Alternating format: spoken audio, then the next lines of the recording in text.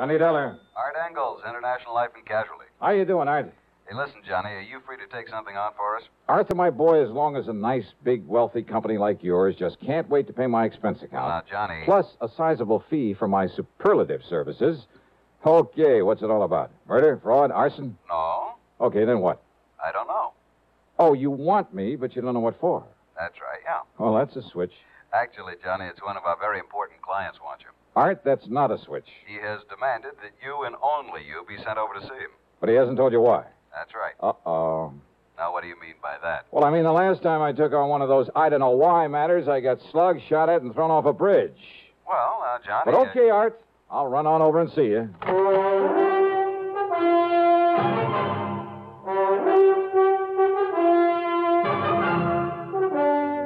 CBS Radio brings you Bob Bailey in the exciting adventures of the man with the action-packed expense account, America's fabulous freelance insurance investigator. Yours truly, Johnny Dollar.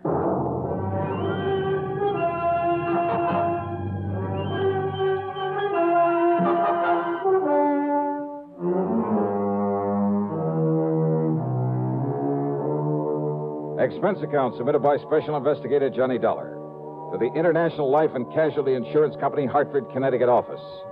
Following is an account of expenses incurred during my investigation of the Phony phone matter.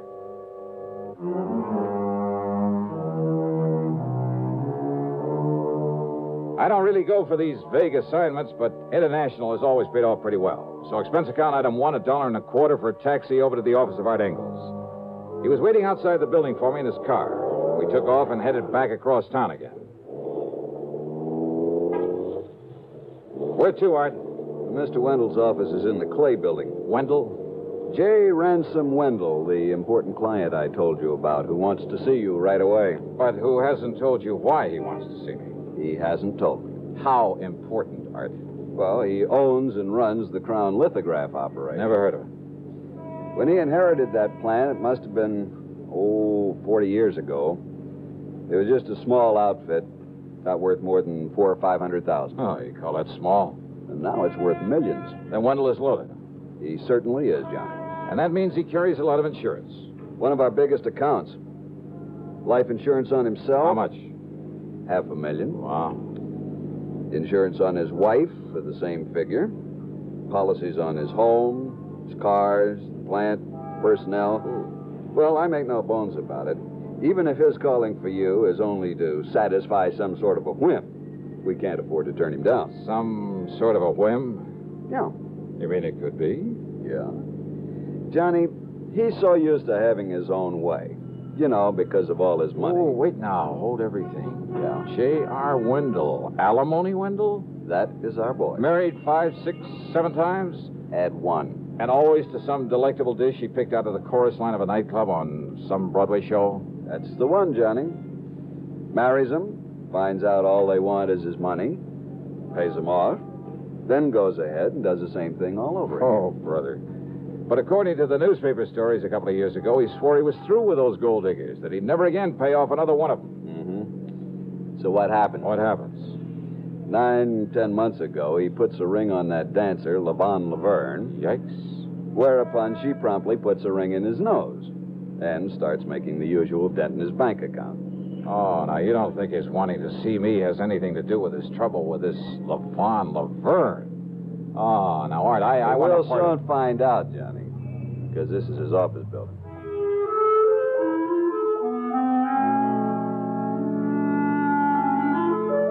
Wendell's office was huge.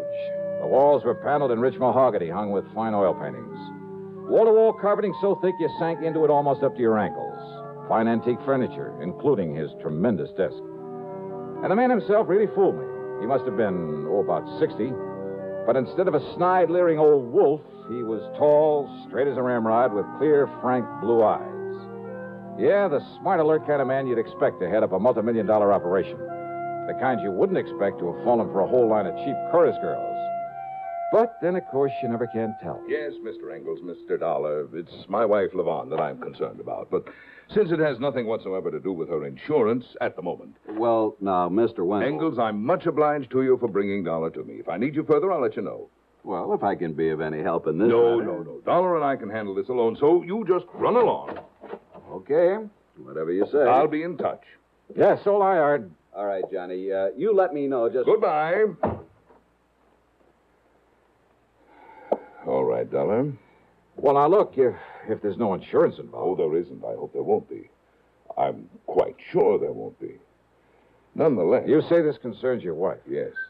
Yes, it does. Well, far be it from me, Mr. Wendell, but I had a notion you were through with marrying all these pretty young girls. I made some bad mistakes, Dollar. 7 of them, to be exact. Cost me a lot of money, a lot of heartache. Took a lot out of me. Well, let's face it, I pretty much made an old fool of myself. Instead of paying off those girls, those leeches, to get free of them, I should have... I at least profited by the mistakes I made. What do you mean, sir?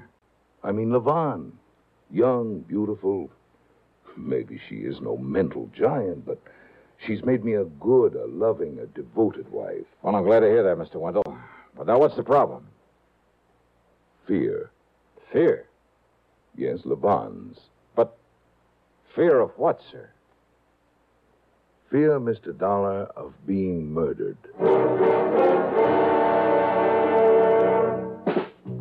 Smoking more now, but enjoying it less. Have a real cigarette. Have a Camel. So good. Have a Camel cigarette. So rich. Have a real cigarette. Have a Camel. So mild. Have a Camel cigarette. And here's the reason why. Best tobacco makes the best smoke. Have a Camel cigarette. You can say that again. Best tobacco makes the best smoke. Have a Camel cigarette.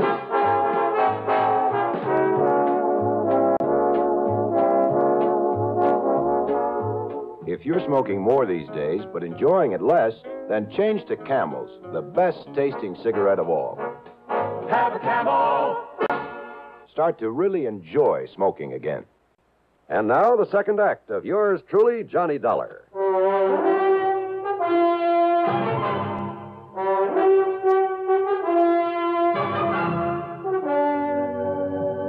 Now, wait, Mr. Wendell. Your wife, Levon, she's been threatened with murder. Threatened? No. I'm afraid I don't understand. But, Dollar, she's fearful that someone is going to kill her. It's been going on for several weeks now. Why? I don't know. All I know is that she's become terribly upset over this idea, this fear. I've called on you to see if you can determine for me if there are grounds for all this apprehension. What if she hasn't received any direct threats? She hasn't, at least none that I know of. Well, she says that she hasn't. Well, no, look, Something wait. has gotten her into this unfortunate state of mind. I don't know what it is. But I hope you can find out for me. You sure you shouldn't have called in a psychiatrist? Have one of those stupid, money-grubbing head shrinkers ask her a lot of silly Oh, questions. no, wait. Some of them are pretty good. Can do a lot of good in a situation like this. Dollar. Because I know Levon. I know what her reaction would be. She's nervous and upset enough about these fears as it is. But you, posing as an old friend, as our guest there at the lodge. Your lodge, Mr. Wendell? Yes, over on the Peekabuck River above Farmington. It's a little place we keep as a sort of retreat, a place to get away from it all. I see. When I left the house here in town a few minutes ago, I told Levon we'd meet her there for lunch and start the weekend a little early. We, huh? I told her you're an old friend. Come east for a bit of a vacation. Oh, from where? Los Angeles, Hollywood. Oh. You are familiar with the West Coast, I hope. Oh, enough to talk about it intelligently. Good. Well, then why don't we leave right away? Mr. Wendell. We'll stop at your apartment so you can pick up some clothes, then we'll head on up to the lodge. Excuse me. But now look here, Yes, sir. Mr. Wendell? Miss Barker, have my car brought around, please. Yes, sir. I'll be gone until Monday. Have a pleasant weekend, Mr. Wendell. Thank you. Well, Well, I still don't quite understand what you expect me to do up there at your lodge. Dollar, I have known about you for years. I have great respect for your talents. Not only as a crime investigator, but because of your ability to deal with people, get very close to them. Ah. People like your charming and beautiful wife, Mr. Wendell? Oh, no. I'm very serious, Dollar. You have a knack of inspiring confidence, of getting things out of people that... Well, you see, I follow the reports of your cases on the radio very closely. Yeah, well... I'm convinced that you can be of more help than any psychiatrist could possibly. And also, and let's be frank about this. Yes? That is, if your wife's fears are justified. Well? You also think I might be handy to have around as a bodyguard, right? Yes, Dollar, that's right. We drove over to my place and I packed a couple of bags. I also picked up the old faithful 38 caliber limit squeezer. We drove east on Route 4 to Farmington, and then north along the western side of the Pequabuck River, and finally east again on a private road. Meantime, as we drove along, I questioned Mr. Wendell further. No, Dollar, I can think of no one who might want to harm her, of whom she ought to be worried or afraid. Well, there must be some basis for this fear of hers. Of course, before I met Levon and married her, when she was dancing in nightclubs, and I'm afraid not always the better ones. Well, a lot of those joints are run by racketeers. Yes. Her contacts in those days were not always with the best of people. Something to work on, isn't it? Oh, but now here we are. You like my little place? Oh, you call this little? We like it because it doesn't require any servants, and we can... Yeah, what's the matter? Well, nothing. Only it's well after noon, and I don't see Levon's car anywhere. Well, maybe she's been here and left to do some shopping or something. Come along, Dollar. Let's go in and see. Well, I suppose 10 rooms is rather small to a man like Mr. Wendell. But I didn't have much chance to look around because of his concern over his wife. He went through the motions of pouring a couple of drinks. I just don't understand this, Dollar. It's almost 1 o'clock. She's always on time. Will you excuse me? I'm going to see if something's held her up at home.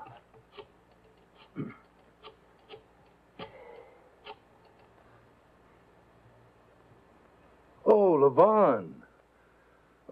I'm just silly, I suppose, but I'm here at the lodge with Mr. Dollar, and I was beginning to get worried about you. Why, you weren't here when we... Visitor? Anybody I know? Vonnie, you sound worried about something. What is it, dear? Vonnie? Vonnie? Hello? Hello? Hello? What's wrong, Mr. Vonnie, that sound I heard, what was it? Hello? Hello? Vonnie, what is it? What? All right, now, Mr. Wendell, what happened? I don't know, Mr. Dollar. She gave a strange kind of a kind of a gasp. Yeah? I believe she dropped the telephone. There was a thump, a heavy thump. Okay.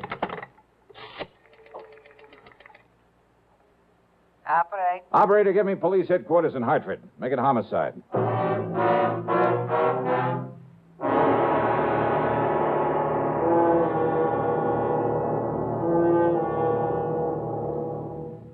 We'll continue with yours truly, Johnny Dollar, in exactly 30 seconds.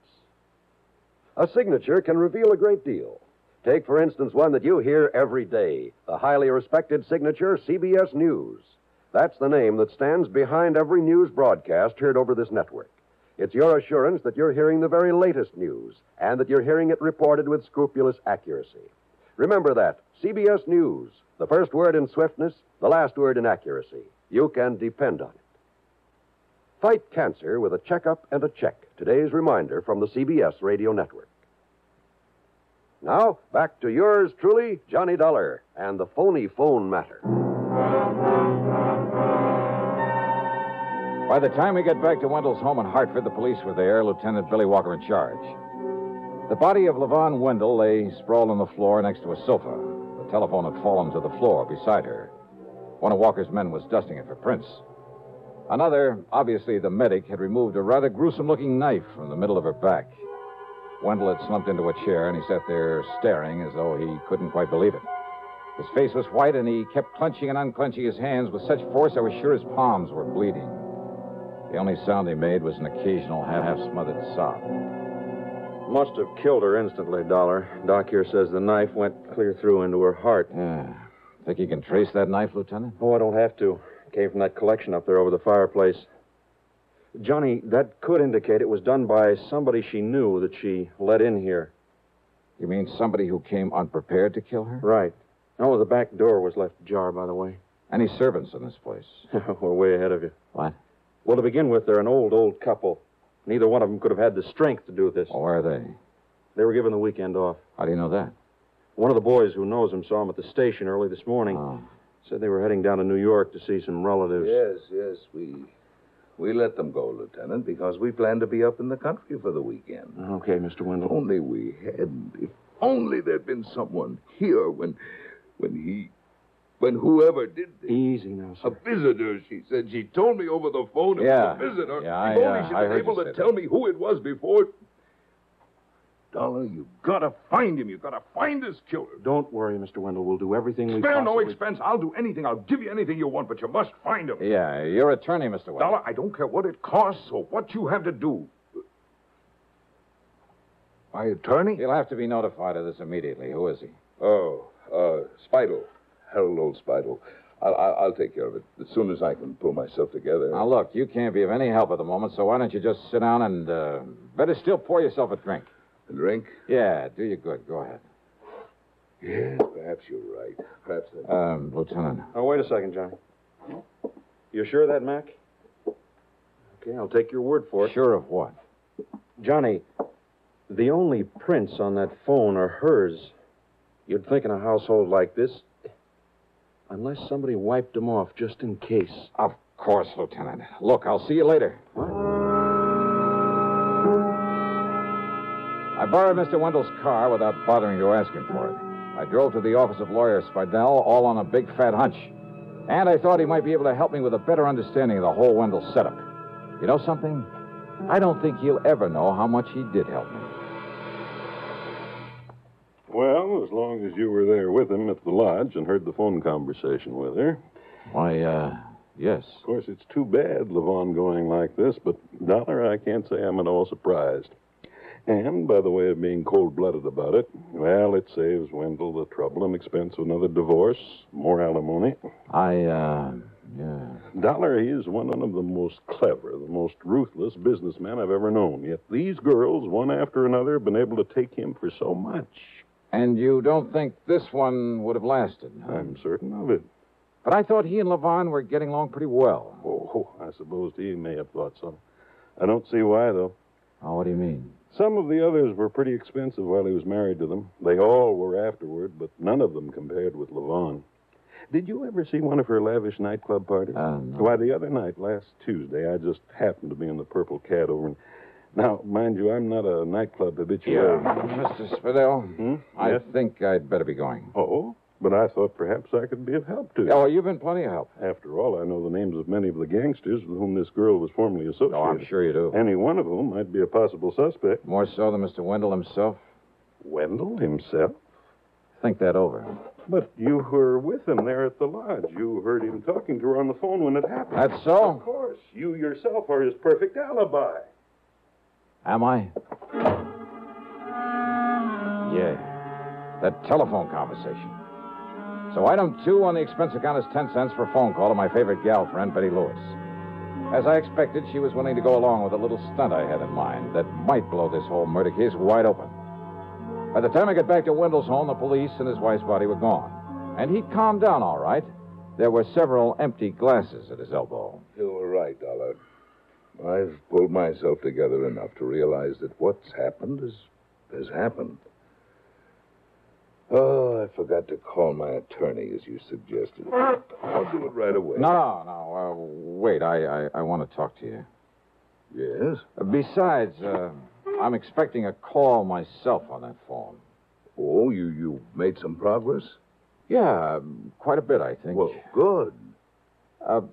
I understand that as a businessman, you're pretty ruthless.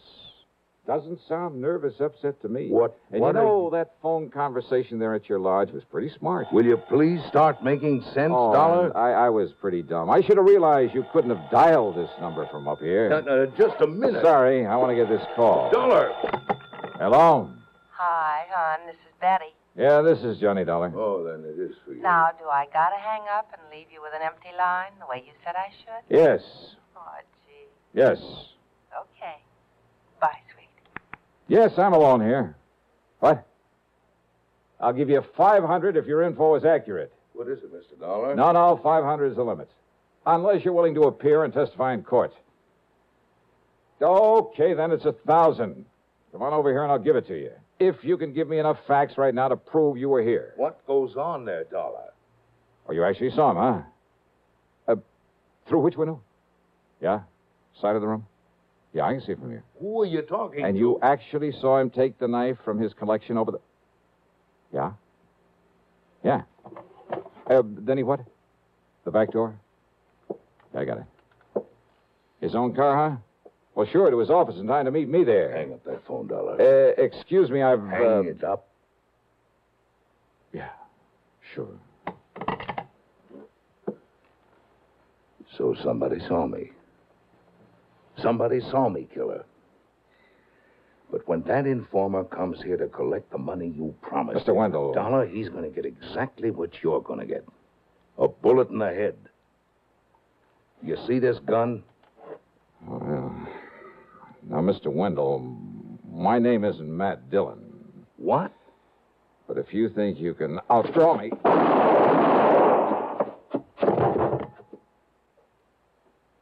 Wow.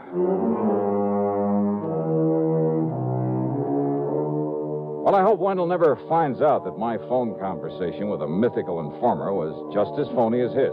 His talk with his wife after he'd killed her, had left her there at the telephone at his home, had set me up for an alibi at the lodge. But then what's the difference where he's going? Expense account total? $1.35. Oh, let's talk about the fee on this one. Yours truly, Johnny Dollar.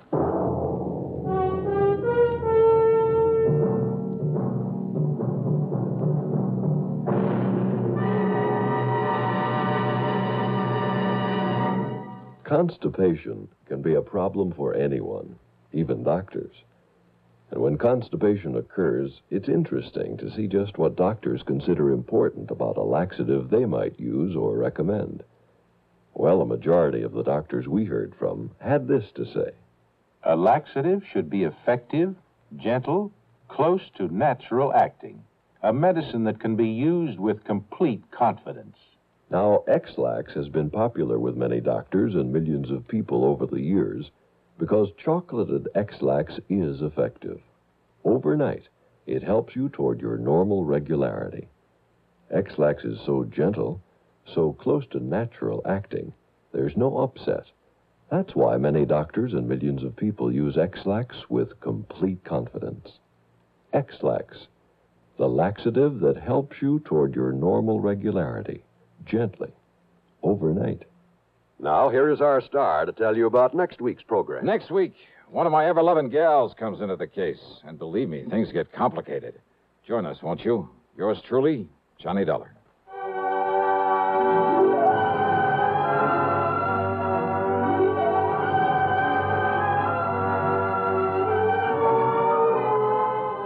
Yours truly, Johnny Dollar, starring Bob Bailey, originates in Hollywood and is written, produced, and directed by Jack Johnstone. Heard in our cast were Virginia Gregg, Harry Bartell, Marvin Miller, Dick Crenna, and Lou Merrill. Be sure to join us next week, same time and station, for another exciting story of yours truly, Johnny Dollar. This is John Wall speaking. Suspense, next on the CBS Radio Network. Radio 59, WROW, first on the dial, serving Albany, Tri, and Schenectady.